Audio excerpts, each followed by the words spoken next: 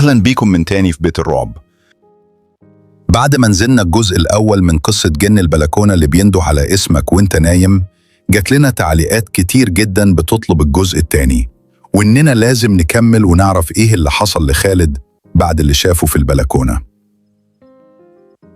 النهاردة زي ما وعدناكم راجعين بالجزء التاني، واللي هيكون مرعب أكتر وغامض أكتر، وهيكشف أسرار مرعبة عن مين اللي بينده فعلا وليه، وهل اللي في البلكونة كان بيختار خالد ولا مستنيه من زمان.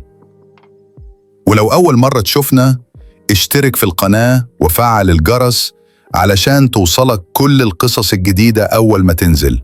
ويلا بينا نبدأ الجزء التاني.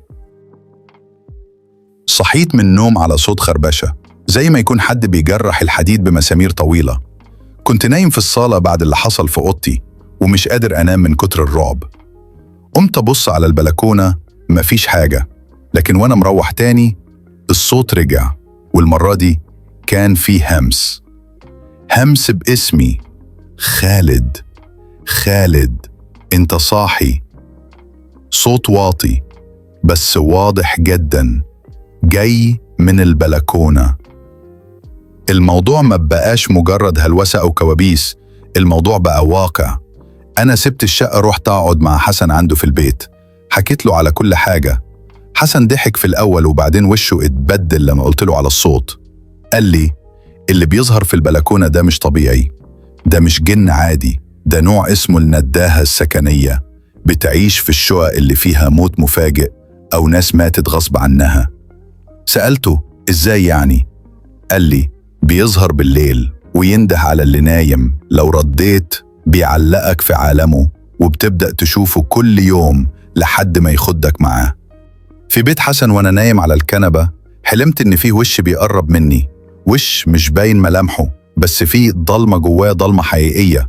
صحيت مفزوع، بس الكارثة إني لقيت الباب بتاع بلكونة بيت حسن مفتوح، وإيده طويلة وسودة كانت رايحة على وشي.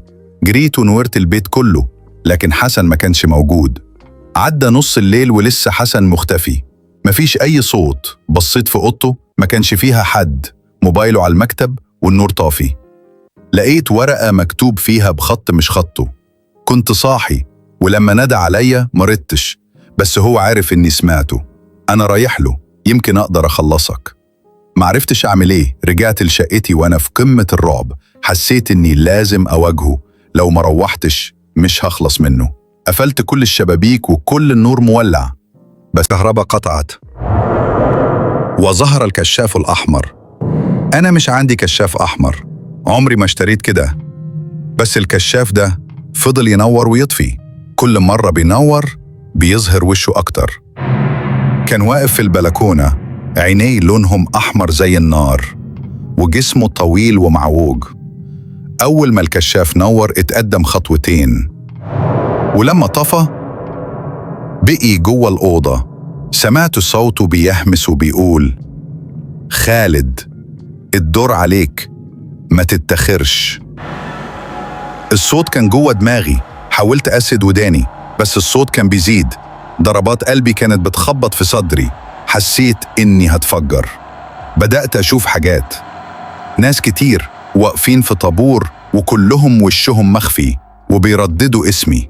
اكتشفت حاجة غريبة، وأنا بدور في الشقة على أي حاجة تفسر ده، لقيت صورة قديمة جدا ورا الدولاب، صورة لراجل اسمه يوسف سليم، وكان ساكن هنا قبلنا. على ظهر الصورة مكتوب: محدش يسمعك لما تنادي، واللي بيرد عمره ما بيرجع. سألت الجيران عنه، قالولي إنه اختفى فجأة، والمباحث معرفتش توصل لحاجة. في الليلة دي قررت أواجهه.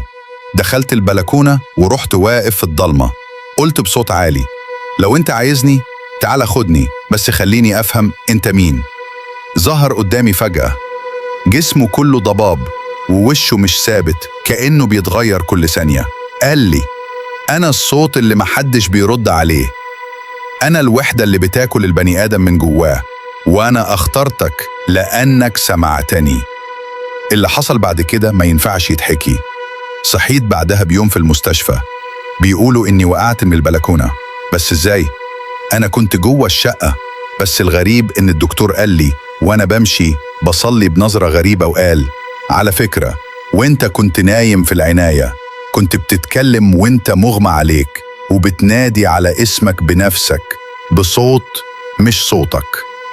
القصة خلصت، بس هل دي كانت نهاية خالد ولا لسه البلكونة مستنياك انت كمان؟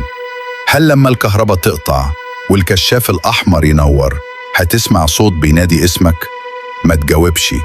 لو القصة عجبتك اشترك في قناة بيت الرعب وفعل الجرس علشان توصلك كل القصص الجاية، ولو عايزنا نكتب جزء ثالث قلنا في الكومنتات. وخلي بالك من البلكونة خصوصا بعد 3/7 الصبح.